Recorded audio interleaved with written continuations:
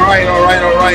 Yo, what's up, everybody? And welcome inside Sportstopia Fantasy Fire and Ice right here on the Sportstopia HQ YouTube in association with the Better Sports Network. You never seen my face before if you've been watching this program. I'm Corey Parson, the Fantasy Executive. And for the first time today, get to meet my good buddy Stu Durst, Monotone Football. Coming up on the program today, it is a high holy day in the world of sports. It is week one. Day one of the NFL season. We get the big matchup tonight between the Kansas City Chiefs and the Detroit Lions. We're going to get into that, break that down. Also going to get you some DFS plays, prop bets, all the good stuff you need for the upcoming weekend. Got some news to get into as well. But my man, Stu Durst, it's good to meet you. Good to be doing this program with you. Good to be on board. And you know what? I can't wait to see what you have to say about this upcoming slate in week one. Yeah, thank you for the introduction, man. I couldn't be more happy to be here. Like you said, it's Christmas morning, baby. We've been waiting all year for this. I was kind of hoping to come on here, clean shaven, good haircut. Got a little bit under the weather, but pure willpower is kind of pushing us through right here. I mean, who couldn't be hyped for this? Lions, Chiefs, that's like the best possible start we could get right here. So super pumped to chat football with you today, man. No doubt about it. Now, first thing we got to do, we got to take care of some of the business at hand. That's first and foremost. If you are new to the Sportstopia HQ YouTube, you need to hit that subscribe button. We need to get those numbers up. Please support us like that. And then it's a QR code on the screen, right? Now, I am terrible with these QR codes, right? Because I always miss it. I'm always too late or something like that. But you can take your phone, put this on the QR code, and it'll take you to the optimizer that we use over here. And there's a number of different ways you can sign up for that. As a matter of fact, you can give it a 7-day test drive. It will only cost you $1. And you're going to make so much money, you'll be able to turn it over several times. So hit that QR code so we can get to the business as it is. And of course, Stu, Travis Kelce, first-round fantasy draft pick in redrafts, he waits until everybody's finished drafting to hyperextend his knee and send the fantasy football world into a tizzy. But as of right now, it is looking like Kelce is going to be a game-time decision. How are you handling Kelce when it comes to your DFS lineups tonight? Or you saying, okay, Kelce's out, back of my mind, not even worried about it? Or do you think there's a way to take advantage of this situation if he does play? Yeah, I think the way I will take advantage of it is just by playing no Kelce no matter what. I think even if he does get out there, I think it's going to be one of those situations where he's purely working as a decoy, right? You want that presence. You want to lure those safeties up a little bit and create more work for other guys like Marquez Valdez-Scantling, Sky Moore, some of these other wide receivers down the field. I love Travis Kelce. I understand the hype. I understand why you'd want to play Travis Kelce no matter what if he's in there. But from everything we're seeing, I mean, this is just inflammation. This is pain, something he can play through if this was maybe the Super Bowl. But this is week one against the Lions, right? And when you're a team with Super Bowl aspirations, I don't think there's any real pressure right there to force Kelce in an uncomfortable situation where he might be, exposed to re-injury or something like that. So from my side of the table, whether he suits up, whether he doesn't suit up, I don't have much interest. I think if he does go out there, it's going to be in a very limited role, mostly serving as a decoy for his other guys out there. Very good. You know what I'm saying? And I agree with you. That's a good breakdown of the situation right there. Now, there's a whole bunch of things that goes around one person being out. Obviously, if you're watching this, you've played DFS for years. You know what I'm saying? So we want to get into that and break that down. I want to touch on another storyline from this game that is developing. Dominant three technique, defensive player of the year type player, Chris Jones, at a charity event yesterday said, listen, he just wants to get a raise. Can you blame him? You know what I'm saying? He just wants to get a raise. But if the deal is done, there is a contract done that he will play tonight. Now, Jones was dominant last year. And Stu, one thing about a three technique, if they get in the paint, they can wreck a quarterback's day. But if Chris Jones is not there, I think Jared Goff can be in a pretty good spot tonight. How are you? People don't look at the handicap how a defensive injury affects the game or the point spread. But this right here is a big loss for the Chiefs defense. Yeah, and not only the pass rushing, right? You covered that part. We got to remember, he also had his best season in rush defense last year as well. Not only was he dominant getting after the quarterback, he was also really slowing down running backs as well from the interior. So for me, I don't know if he's going to play. It really doesn't look like it right now, all these contract negotiations and holdouts. Even if he does sign, I know you said he's going to play tonight, but how many snaps can we really depend on a guy, right? No preseason, nothing like that, no warm-up. And when we look at the other side of this matchup, that Lions offensive line is really good, right? How do you build a team? It's through the trenches. That's exactly what the Lions have done over these last couple seasons on both the defensive and offensive line. So I do think Jared Goff is going to have plenty of time. And I think because Jones is out, I think we're going to see them a little bit more comfortable with Goff having more time to throw and guys like David Montgomery benefiting from some better holes up the middle. Are you excited about Montgomery on this team last year, as considering the facts of what Jamal Williams did last year? Like, people think that, okay, Montgomery's going to immediately step in to that Jamal Williams role, score touchdowns, and then be in the end zone doing that silly dance like Jamal Williams. Is that how it's going to play out for Montgomery this year? I think it is. The dance too? Maybe not the dance. But right, when you look at every single advanced metric before the season started, David Montgomery and Jamal Williams rank out fairly similarly in terms of broken tackle rate. They're both fairly consistent runners. And I think we're going to ask them to both do the same thing, which is, like you said, once we get in the red zone, we're just going to hand it off to you. And we don't need David Montgomery to score 16 touchdowns like Jamal Williams did. I mean, if you look at some of his futures numbers right now, you can actually bet him to just score 6 touchdowns at -140 or 7 touchdowns at +110. I know that off the top of my head because those are 2 bets I just made recently. So I love this. Like I said before, I love that you have a great offensive line in front of you, a better offensive line than David Montgomery has ever had with those Bears, right? I mean, this is a good opportunity for him. And I understand Gibbs is great. He has a lot of hype. I think when we talk about the lineups tonight, we're going to get into that a little bit more. But I do think David Montgomery is maybe being a little slept on so far this year.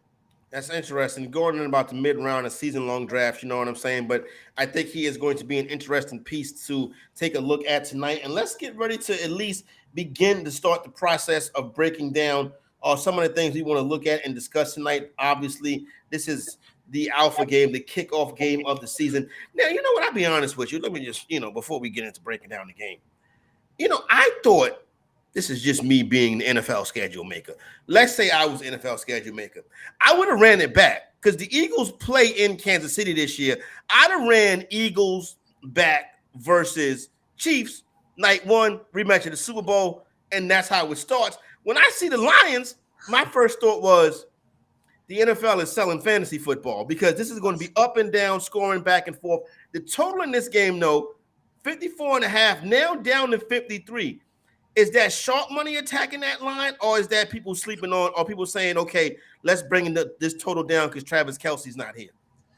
I think it is pretty sharp money, actually. I mean, I know you're thinking a tight end. Does he really have that much of an effect on this market? But when we look at the rest of those weapons, like we mentioned earlier, it's kind of so important how much room Travis Kelce creates for those other guys, right? If you put any of those other wide receiver groupings on any other team, I think people would be very, very disappointed in that group, right? And when you take Travis Kelce out, that's a pretty big deal. So for me, I'm never really a big fan, I don't know about you, of taking overs on, totals like 54. It's really hard for me to get there kind of no matter what. I think that's a tough number to get over. Now take out one of the best players in football. I think this game, we might see a little bit more running than people expect. I know that's not what people maybe want to hear on this kind of broadcast, right? But I think it might start a little slower than people expect. All right, let's get ready to hop on over. I told you already, you can hit that QR code on the screen to take you to the Contrarian Edge Optimizer, all the good tools that they got over there at Sportstopia. So what this optimizer does right here, we can put in the different things, the league, the DFS provider, the slate. We're going to go to showdown slate, times, custom projections. They got a litany of projections from a number of different places. You run the optimizer. And I ran the optimizer pre-show. And you know what? Let's just say, in case, something changed, hit it again. Still got the same lineups coming up. Oh, let me take Travis Kelce out because we don't think Kelce is playing. Let's see Kelce anywhere else. Let's get Kelce out of lineups, generate a lineup again with the optimizer.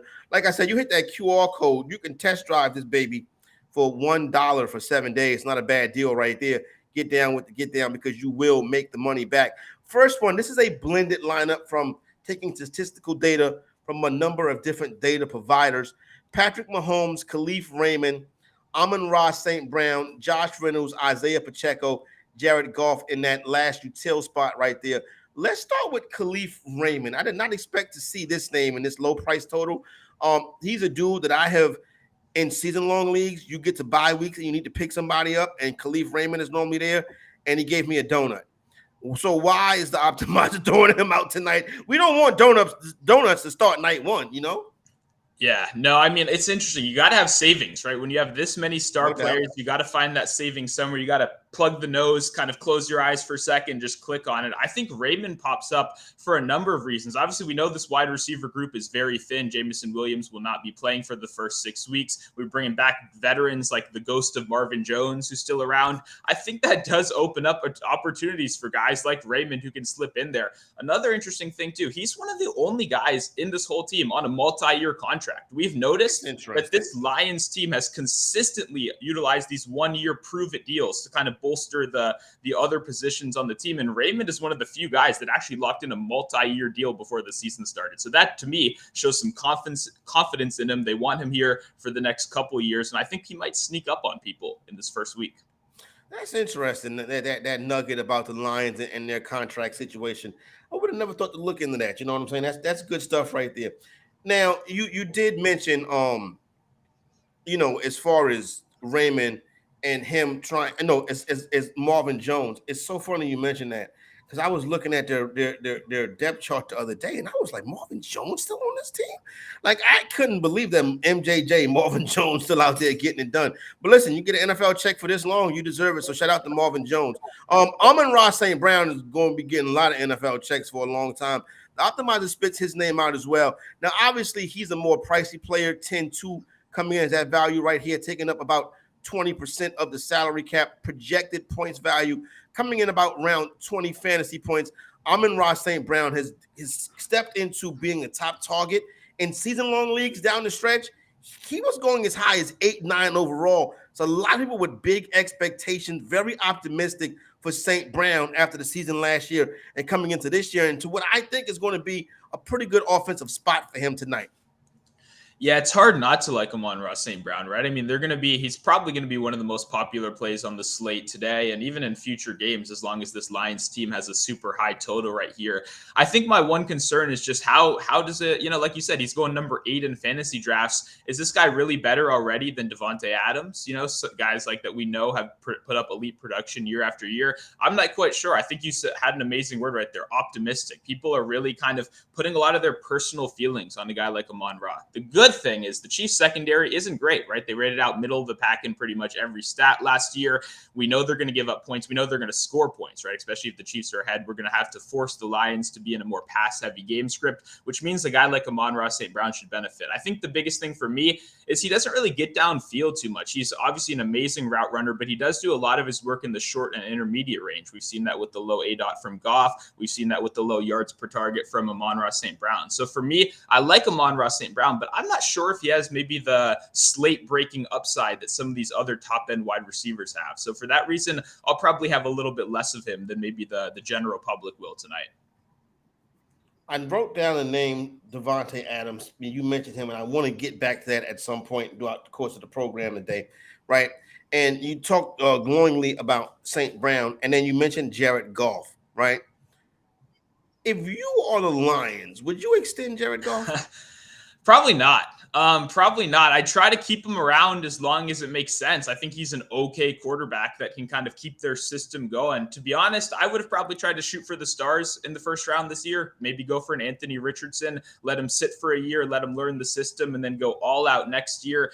Now I'm not sure what the plan is. Right now they're a little bit more committed to Jared Goff than I would have been, but I do think he gets the job done for now. It's just not their long-term option, in my opinion.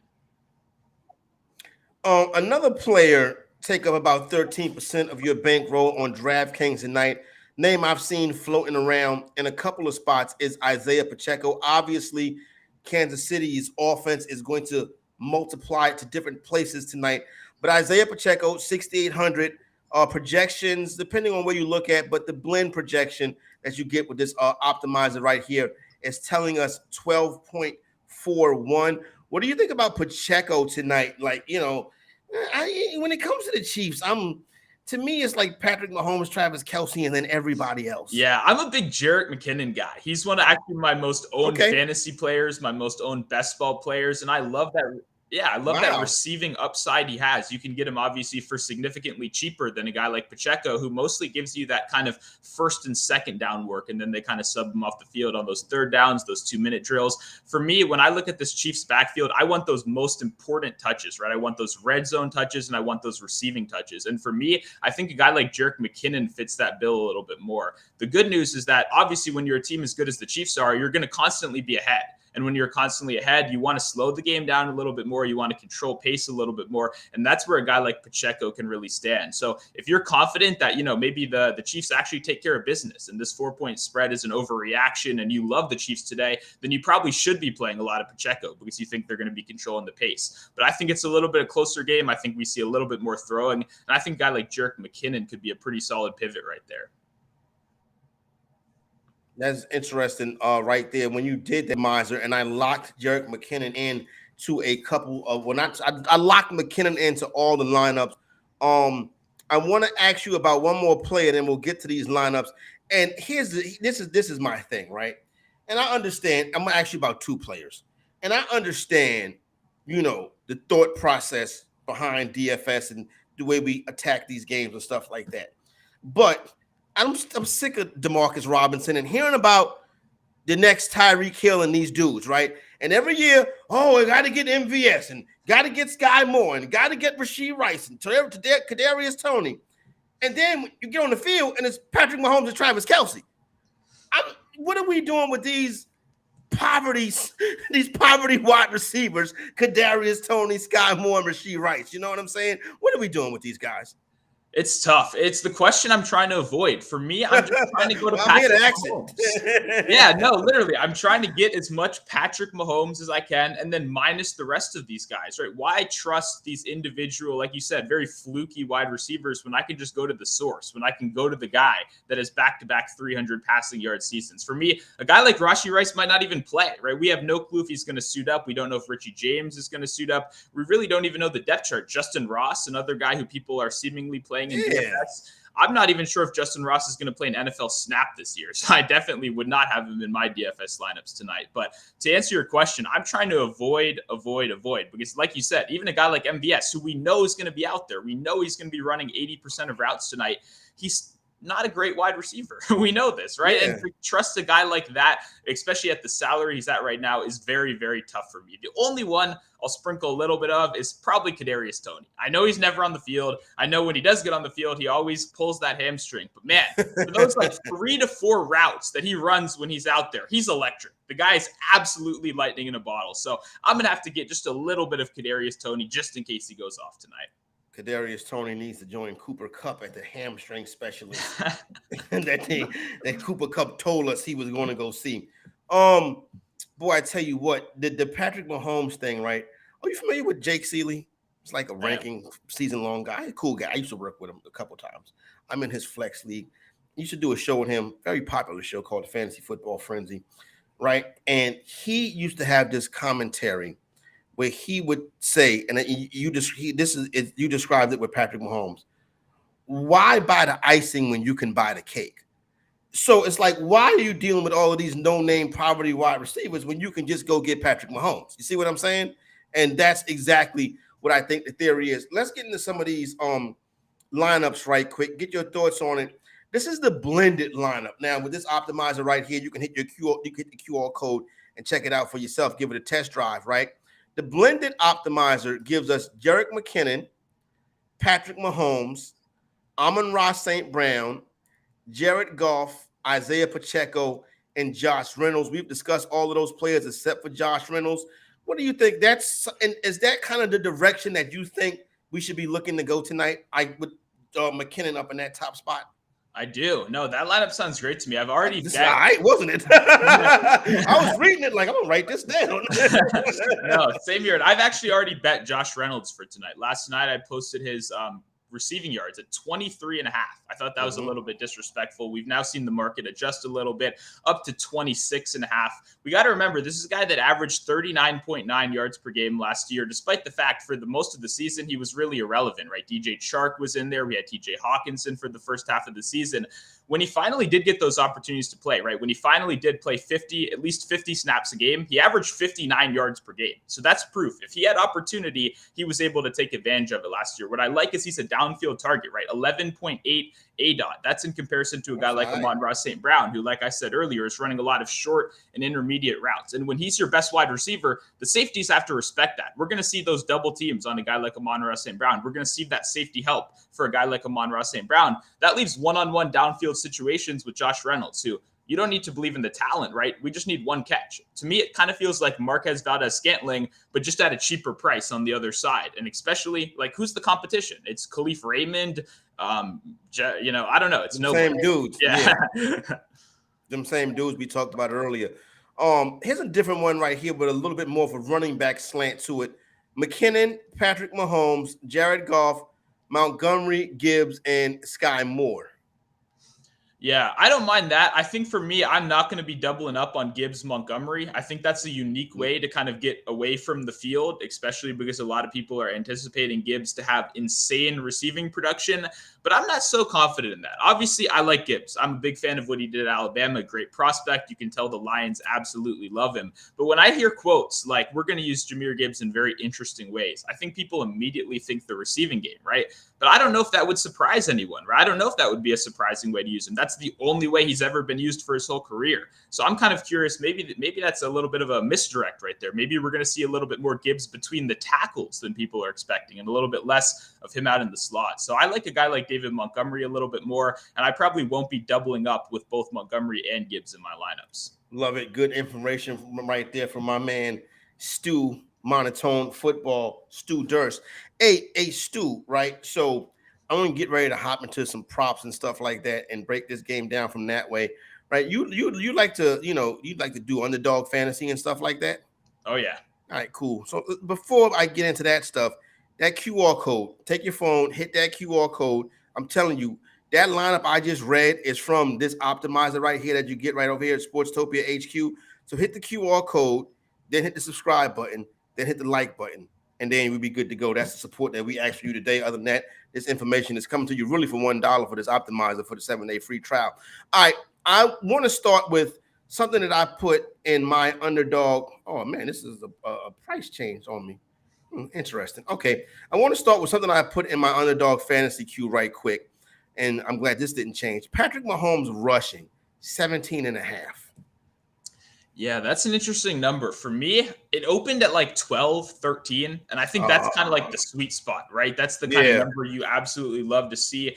But the good thing is the Lions are a team that utilizes a lot of man coverage, right? They trust their guys in man coverage. They ran that at the 5th highest rate last season. And what that means is quarterbacks are going to have those good scramble opportunities, right? They're not sitting back in the zone. They're not waiting. They're just fully focused on their assignment out there. And that led to some absolutely insane rushing totals with guys like Jalen Hurts and Justin Fields both going over 90 yards. And then a bunch of comparable guys, right? Lesser athletes, Sam Darnold, Trevor Lawrence, these kind of guys clearing 20 yards easily. So for me, even though the value isn't quite as amazing as it was before, I do think Mahomes is going to have plenty of scramble opportunities, especially if Kelce isn't out there, right? His favorite target isn't there. You're going to have to trust your legs a little bit more. Yeah, and that was my theory behind it too, right there. You know what I'm saying? I figured without Kelce there, it ain't gonna be Rashee Rice and them stiffs. You know what I'm saying? It'll be Patrick Mahomes trying to get it done on the ground. I see my man Mo Diesel has a question in the chat.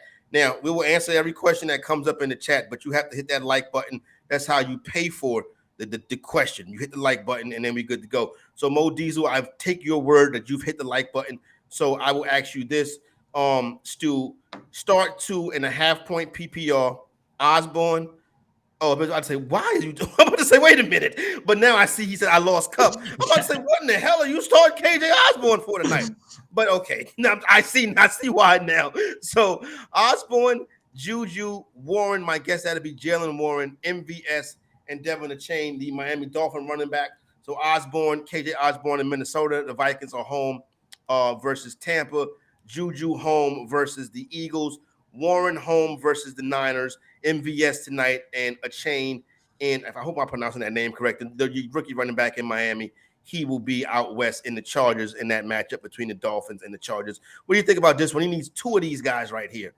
Yeah, that's like I said. I'm looking at this team like you just drafted. Yeah, that's a tough spot to be in week one. For me, I think you probably do, unfortunately, have to go MVS right there, just with the upside. We kind of did say some negative stuff about him earlier, but it's kind of clear, right, with the situation you're in. A guy like Warren, I like for the second half of the season, but we got to remember all this hype in the offseason. That doesn't mean he's just stolen Najee Harris's job, right? It's clearly a 1A, 1B committee right now. So while I love that you have Warren on your team, I think it's a little bit too early, unfortunately, to plug him in the starting lineup. So for me, it's probably got to be MVS and Juju right there. I know Juju isn't the safest target in the world, but he's someone that's going to provide you a reliable floor, probably get you 4 or 5 catches, 40 yards, and you got to hope you get a touchdown in there somewhere, especially if they're going to be trailing the whole game. They're playing the Eagles. Yeah, they are going to be trailing all game. What do you think about the Patriots wide receiver crew? Because listen, I love it. Like whenever people talk about if I criticize a quarterback, people like Dak Prescott, like Justin Fields, oh, they don't have no weapons, right? Then people criticize Mac Jones. They never say that Mac Jones don't have no weapons. And Lord knows Mac Jones don't have no weapons. Where are you at on the weapons in New England? Yeah, it's kind of like all the backups on the Chiefs, kind of like we were just saying. It's just a collecting of like wide receiver threes on other teams, which is pretty ugly. So I agree. I do think Mac Jones could use a little bit of an excuse right there. I think that's more of a failure on the Patriots organization. But I think Devontae Parker is going to be solid this year. I think he's proven that he's a reliable outside wide receiver. He'll get you the contested catches, but he's not going to get you any separation, right? Juju's going to be over the middle, not running super deep routes. I like a guy like Kendrick Bourne. I think he can do a lot of creative stuff. They can use him in the... He's fast. Kendrick Bourne is fast. He's quick. He has that on the side. Yeah, so they've got some solid guys over there, but I think that's actually a really good point is maybe we direct a little bit less hate towards Mac Jones and maybe a little bit more to the rest of these guys, or at least the organization. They don't develop wide receivers well at all in that organization. You never see them draft a wide receiver and the wide receiver hits. And then you've seen Hall of Fame wide receivers. Like what's my man named Reggie Wayne went there and he was like, I'm out of here. It's not conducive to wide receivers. But we'll get to some of that more stuff a little bit later on. I want to touch on tonight's game, get back to tonight's game, the anytime touchdown scorer market, a very popular market, you know what I'm saying? And a lot of people like to get on it. It's a way to make your entertainment of watching this game, go by a little bit more faster. Now, where are you at with laying in an anytime touchdown scorer market, right? Not the first or the last, the anytime touchdown. Are you comfortable laying minus money in this market? It's a little harder. I think you have to be like really confident. You know what I mean? I think that's one of those situations where a lot of the times, especially week one, right? These anytime touchdown markets have been up for way longer than your average week, right? In a normal week, they'll pop up on Thursday and they'll have time to adjust over the course of 1 or 2 days. The problem with week one is they've had about 3 months to adjust to these numbers, right? So it's not like we're finding any hidden gems right there, So for me, I don't love to go in the minus category. If I'll get something, a wide receiver one at like minus 105, a Devontae Adams, like we talked about earlier, at just around that even money, then I feel much more comfortable. But for some of these guys that we see the sports books put at even money now, you have to be really, really good for me to trust you there. Yeah, Isaiah Pacheco is minus 105. So, yeah, that's a no for me, right? Yeah, exactly. Yeah, I'm not doing that with Isaiah Pacheco. To me, the anytime touchdown market, it's like, act like this is not the correct numbers. Now, you like Jerick McKinnon. He's at plus 175. Yeah, I mean, and I think if you line shop that a little bit, you check a couple books, I think you probably can get a better. I think you can get a 210, 200. I think that's a very interesting one. I mean, if you look at those second half of last season, right? McKinnon went on a crazy hot touchdown streak where he was getting one every game. I don't know if that kind of consistency stays the same, but I do love, like we know the Chiefs are so creative in the red zone. They're the most creative red zone offense we have in the league. They're always using backup tight ends, backup wide receivers. So for me, that takes away the value on a guy like Pacheco, right? When we know Noah Gray could score a touchdown or Blake Bell or any one of these random tight ends. And I think it makes me want to go to a guy like Jerick McKinnon, who I know is going to be out there, running routes out of the slot and being that kind of safe check down option for Mahomes. No doubt. That's that 175 plus 175 on FanDuel.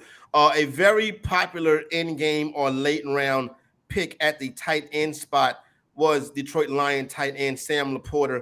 His anytime touchdown number for tonight's opening night game is 3-1 plus 300 on FanDuel. Sam Laporta, popular in-game tight end. Any shot on that one tonight? Is that going to make your ticket? Laporta's a guy that I do like in the fantasy football world, but what's one thing we know year after year to be true is that rookie tight ends it's a learning curve, right? These are guys that come into the league and are not immediate producers, really, no matter what your draft position is. And that's when we're discussing guys that are first-round picks. Laporta does not have that same kind of draft capital. The good news, they pretty much got rid of everyone else. It's no other options, right? Yeah, it's just him. So for me, I'm not going to be betting on him today. I'm not going to be playing him today, but I think he's someone to keep a very close lookout for, right? Because as the season goes on and on, he gets more comfortable in that role. I think he's going to be a guy that really does produce. But week one, it's going to be a pass for me. I'll watch and see. If you drafted him, Kelsey, in a season-long league, and your tight end 2 is Laporta, but you have Hayden Hurst on the waiver wire, you going to get Hayden Hurst or you playing Laporta? That's so good. That's a great question. I think that's why they brought me here, Stu. I was going to say maybe you pick up a guy like Hurst, but you got to it immediately. I'd probably play Laporta. I know Hurst just doesn't have the upside, and at the end of the day, I'm trying to shoot for upside. Laporta, we're talking about a 53-point total, right? There's going to be scoring opportunity after scoring opportunity. At the end of the day, Hayden Hurst will give you a 3 for 25. Couple points. That might do you good. That might not. It might burn you at the end of the week. Laporta could give you 0, right? But I think Laporta is much more likely to give you 11, 12, 13 fantasy points and really make your week than Hayden Hurst, who kind of gives you 3 or 4. You mentioned Khalif Raymond earlier. Khalif Raymond, anytime touchdown number is plus 650. This is something that I can get behind. Yeah, no, I'd much rather go to the little bit of the deeper odds, right? That way you're only risking $10, something like that. There's no way you got to commit to all that. And yeah, he's going to be the wide receiver 3 on this team. He's going to have opportunities in 3 wide receiver sets. Once they get down to the red zone, I think he has plenty of opportunities. So I like Raymond. I have no problems with that. I would definitely sprinkle that number. Now, my favorite wager in the anytime touchdown scorer market, since I hit it in the Super Bowl a couple years ago, well, really the past 2 years, but when I hit it with Mahomes as the first touchdown scorer at 25-1, I could have cut the game off then. I hit it last year with Jalen Hurts. I could have cut the game off then. I was good. Now, so I like quarterbacks in anytime touchdown market. Now, these are rushing touchdowns for those of you who may be novice. Patrick Mahomes plus 360 for a rushing touchdown. Jared Goff plus 850 for a rushing touchdown. Obviously, you would think that Mahomes has a better shot. The odds indicate that, and the youth indicate that as well. But what about Jared Goff? So if you was to get into one of these quarterbacks as an anytime touchdown scorer, who would it be? Yeah, it's got to be Mahomes. I just think the only way Goff can get there is a quarterback sneak pretty much, right? And so at that point, you're betting on the Lions to be at some point in the game exactly on the 1 or 2 yard line, which is tough for me. Well, Mahomes, we know he can scramble out the pocket. We know he's kind of willing to put his body on the line a little bit more, make those, nice diving touchdowns. So for me, I like Mahomes, and yeah, probably not going to get to Goff rushing touchdown. Yeah, probably not going to happen. So there you go. We got a full breakdown for you right here on Sportstopia HQ Fantasy Fire and Ice. You see that scroll on the bottom of the screen? That's how you follow on Twitter, Sportstopia HQ, and obviously like, subscribe, and then hit the like button on these streams on the YouTube channel. And don't forget that you got to hit that QR code and get that good old optimizer. That'll really help you be profitable player in daily fantasy sports. I want to turn the page, Stu, to some of these weekend games. And I think there's some very interesting ones. Do you play Survivor by any chance? I do play Survivor. I love Survivor.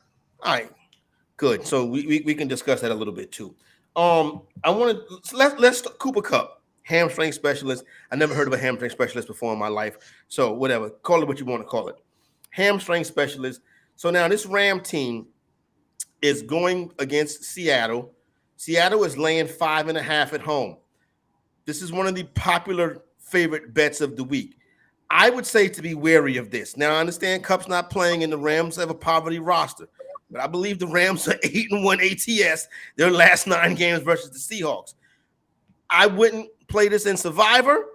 I wouldn't take, and I would not go to the window and lay a number with a Seahawks team who I love this year. Where are you at on Seahawks and Rams divisional matchup to start the week? Yeah, I mean, I like the Seahawks to win, but that's probably going to be one of the more boring games of the week, right? I guess one good thing you have if you are on the Rams side of this is what's the number one critique we see of this team? It's depth, right? They have no depth beyond the starters, right? They've traded away every single draft pick over these last 10 years to try to win. So that means they have no depth. So week one, you do have your starters. That's the good thing, right? We haven't actually been able to be beat down by NFL injuries, which tends to happen every year. So that's what they do have on their side. The problem is, man, that offensive core is just ugly. It is. I mean, I like Stafford. I think Stafford could still be a solid quarterback in the NFL right now. It feels like a lot of the league opinions are kind of low on him, but when you look at the rest of those guys, like Tutu Atwell, who really hasn't produced anything in his NFL career, Van Jefferson, a guy who's been a wide receiver 3 at best, and then now Nwaku, a rookie, barely drafted towards the end of the board. I don't know, man. This is. I would not be putting any real money on the Rams this week. That's for me at least. So, but would you play Seattle in Survivor? I probably wouldn't. I have another team that I like more that I think a lot of people may be hating on right now. But I probably would not. No, but I do like Seattle this year. All right. Hopefully we get to that team. Is it Baltimore? Well, I love Baltimore, but it's my Commanders. Yeah, but everybody's going to be on who? Yeah, everyone in the world loves Baltimore, and I mean I'm just across the bay. I'm over here in DC, right? I'm going the Commanders. I know nobody wants to lay 7. I laid 6.5. 6.5 was available for months. That's a good number. You missed 6.5, I don't know. It's like I said, it's week 1. It's been up for like months, but I do think that's my favorite spot of the week. I think there's going to be so many chances to use the Ravens this week. I have a Super Bowl ticket on them already. I love what they've done with this offense. Why am I going to waste that week 1? For me, I'm going to a team that I know I'm not going to feel comfortable putting in Survivor for the rest of the season. That's the Commanders against the worst team in the league. Yeah, I think the Commanders are high on my Survivor list as well. One thing, so this is what if you see the Commanders 6.5, 7-point favorite, understand that the team on the other side must really stink. You know what I'm saying? Now, one thing that you do got to take into consideration, in my opinion, with the Commanders this week is you got to understand this is a rejuvenated fan base. This is a sold-out stadium. This stadium has not been sold out with Washington football fans in years. Like, the owner is gone. The big bad wolf is gone. This is almost going to be a celebration at FedEx Field this coming weekend. So I do think that the Commanders get a win. Now, I would not take 7 to the window with the Commanders, to be honest with you. I'm a Dallas Cowboy fan, but I do think that that's a good selection for Survivor. Now, as far as that game and looking at where the production is going to come from with the Arizona Cardinals, and I feel like it's got to be Marquise Brown, right? The game script should dictate to a good game for Marquise Brown, correct? I'm glad you brought that up, actually, because for me, there's another name. There's another sleeper that I'm going to be going real heavy on in that team, and that's Rondale Moore. That's who I'm going to be going with. Rondale. And there's a very specific reason. I'm a big Commanders fan, and in fact, I'm a big fan of a corner named Benjamin St-Juste, right? I think he's a very good corner. I think he has a lot of potential. The problem is the way the Commanders' new defensive scheme is sorting things out, Benjamin St-Juste, who's an above-average size, is going to be playing in the slot, and that's their plan for this year, right? Due to their draft picks, he's going to be their slot guy, right?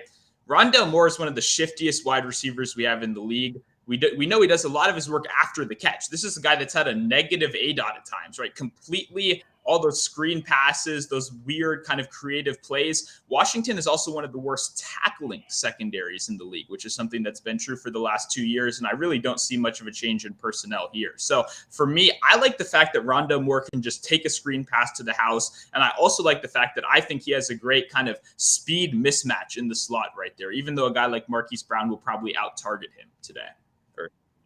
That's a good call right there, with Rondale Moore. Before we get up out of here, I want to touch on one of the more high-profile matchups for fantasy purposes, and that's Miami Dolphins, Los Angeles Chargers game out there in Los Angeles, 4:25 p.m. Eastern time start on Sunday. Total on this one sitting at 50.5, so we should have some fantasy fireworks. A lot of dudes be liking this, Mike Williams, Quentin Johnson, the rookie wide receiver, obviously, Austin Eckler and Keenan Allen. And on the other side, you got who I think is the most dangerous man in fantasy football or in football, period. It's Tyreek Hill. As a matter of fact, you saw where the odds makers say he's like the only non-quarterback that can move a line. It's Tyreek Hill. That's how dangerous a player he is. But obviously, you got Jalen Waddle out there and some young pieces as well. Tua, first start, Justin Herbert, Kellen Moore. When you come to handicapping this game and looking at this game from a DFS standpoint, I will start by saying this. Take a Charger Jaguar money line parlay feels right to me. Where are you at on this game? I like the Chargers a lot. I like the offense. Like you said, I think this is going to be fireworks. And if you're a DFS player, you know you got to get a piece of this game, right? Because there's so much potential for absolute fireworks that you can't miss out on this game. You might get burned. So for me, a guy like Tyreek Hill, who you mentioned, obviously instantly pops off the page. He's someone that Underdog posted at 6.5 receptions. I think that's a pretty disrespectful line. Tyreek Hill was 8.5 receptions by the end of last season. Sportsbooks don't have that lineup yet. I think they're a little bit scared to post it and get it hammered right there. But if you can get Tyreek Hill at 6.5 receptions right now, I would definitely love that. I think it's, you look at a guy like Tyreek Hill, how does he get better when he moves away from, Patrick Mahomes? How is that even possible? It's really simple. McDaniel is a great play caller, and he has designed this offense around Tyreek Hill. He's designed this offense around speed, and I think that we're going to see it in week 1. And Chargers, I mean, they're a good offensive team. I'm a big fan of their offense. They're not the strongest defensive team in the world. I think there'll be plenty of points in this one. What about my man, Big Mike Williams? Mike Williams is tough for me because he's just inconsistent on a week-to-week basis. So for betting purposes, I normally go to a guy like Keenan Allen, who we know is kind of reliable for those 6 receptions. But for DFS, if you want to win a week, right, if you want that jump ball down the field, you want Mike Williams one-on-one in the end zone, we know he can give you a 2-touchdown, 100-yard game. He does it all the time. So I like both these wide receivers. 32-bit. In the chat says, explain the Cowboys fan wearing a Yankee hat. Very funny. I was a Cowboy fan first. My dad, Cowboy fan, that was passed along. Now, my son is actually a Commander fan, which my son is the contrarian. You know what I'm saying? So he was out there at training camp this year, and he got an autograph from Emmanuel Forbes. So he was pretty pumped up about that, left hand up. So yeah, and then as far as the Yankees, like I grew up in the shadow of Yankee Stadium. I can walk to Yankee Stadium. But my basketball team is not the Lakers. I don't root for Duke. I don't root for North Carolina. You know what I'm saying? Like I know where you're going with that one, 32-bit. You know what I'm saying? But appreciate the comment. Hit that like button. You know what I'm saying? Let's get it rocking over here. One more I want to touch on. I have been a guy that has been very let's talk about Nick Bosa signing with San Francisco. San Francisco opens up this week on the road, like they opened up on the road last year, versus the Pittsburgh Steelers team, who I believe has won 4 straight openers. This game was like 3.5 at one point. Then it was 3. Then it was 2.5. I saw 1 this week.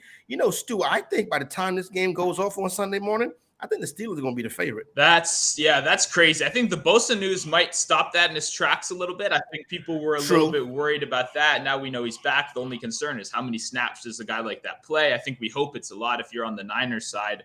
For me, this is a tough game. Obviously, we know Tomlin. Like I think you gotta take into. I think a lot of analytics guys throw away stuff like this, and I think it's bad. Tomlin has his team ready to go every year. That isn't like some narrative. That's a fact. That's that's part of him being an amazing coach and getting his guys ready to go. We know not every coach really has their guys in A form in week 1, right? So I do think that's something to take into account.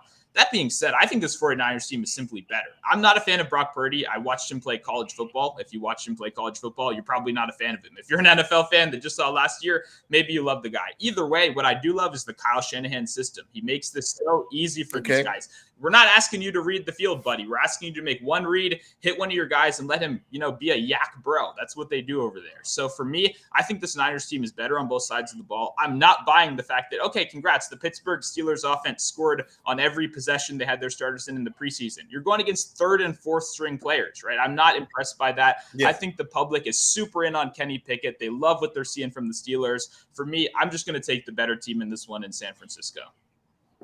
Interesting right there. Cleveland and Cincinnati, another interesting contest. Everybody's going to be all over Cincinnati, even though the team has been to the AFC Championship game the past 2 games in a row. The Cleveland Browns and how they looked this past season. I do think I saw underdog Deshaun Watson I'm going to go higher, 24.5 rushing yards for Deshaun Watson.